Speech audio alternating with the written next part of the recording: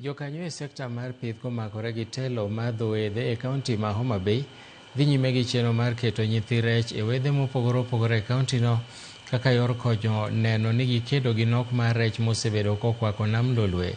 Chenro mar keto nyithi rech e nam mosebedo ka dhi nyime e dho wedhe mopogore opogore ma Suba South kaka yor jiwo yuto mag jolupo e nam Lolwe.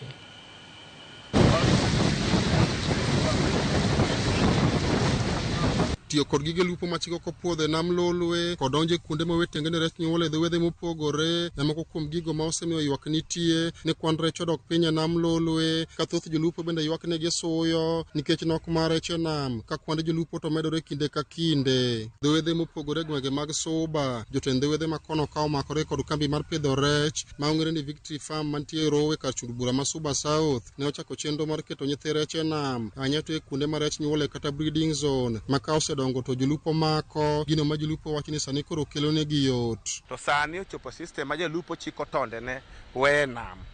Jalupo ka kinyo biro kiny kata kango duogo godhiambo onya yudo kilo ne moro 20, kilo ne moro 10. Nyiso ni nweng'o mar jolupo ma sani robi e miyo oidho malo. Arita maber ka wakonyre kai mar Victory Farm bende medonwa kelo nyithi rech kuonde wa mwarito kabisa mondo kik waluw kilwa moko maricho kilwa manego nyithi rech. Sani wakedo jolupo ni tonde milupego e nam ka gin inja 4 kadhi mbele.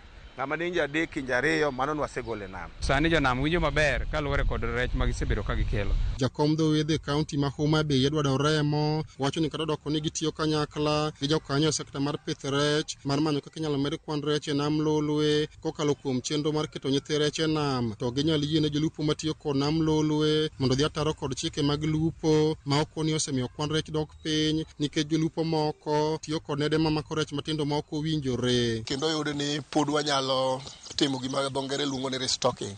Masamo wuoyo kani Kemfree kotudore kod kambi ma oko mar piny owacho mar Victory Farms osebedo katimo piloting mar kaka ngege nyalo bedo restocked. Nche wa restock breeding site maru to en gima waparo ni kambi achiel ok nyalo.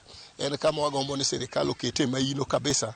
Mana kaka ne president owacho ka noyawo Kabonyo Kanyagwal ni kata kanoselose fingerlings to moko ne idhi ter ne jopur to moko bende ne idwoko mondo tim go restocking mar ngege. Chik matayo weche mag fisheries sani ilwoko dende e bunge kocha to dwagombo ni mondo luoke mapiyo piyo mondo onyalo wuoyo kodwa e kaka wanyalo rito nam e yo malong'o. Nyaka ne chenro mar keto nyithi rech e nam Lolwe chakre e dho wedhe mopogore e kaunti ma Homa Bay. Nyithi rech moingo 5 milion oseketi e nam kendo ma jiwo yuto mag jolupo ma osebedo ka tiyo gi dho wedhe mopogore. Program ni chakre wachake nyaka sani koro wanyalo testify ni ose improve catches ka ing'iyo alwora mar Lake Victoria kuonde motime restocking vegetation metie nam o improve nikech wa sensitize communities gi jolupo mondo kuonde go bed gi alwora makare ma rech nyalo dak.